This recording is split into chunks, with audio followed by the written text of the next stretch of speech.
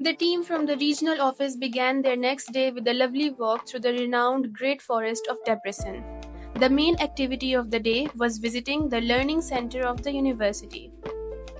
This is the cafe area where the students order and enjoy their food, and right across from it, we have the seating area where students can sit and relax.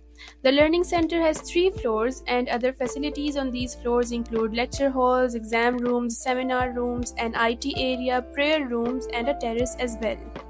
We asked the reception if we could visit the prayer room. We were informed that it is specifically for registered students, and the person at the desk also explained to us how to get registered. But don't worry, because in tomorrow's vlog, we will show you the inside of the prayer room. On the way back from the learning center, we also saw some smaller but very important areas of university such as the photocopy shop and the dormitories. Then we worked with our colleagues at the university for the rest of the day. After that, we took the tram back to our accommodation.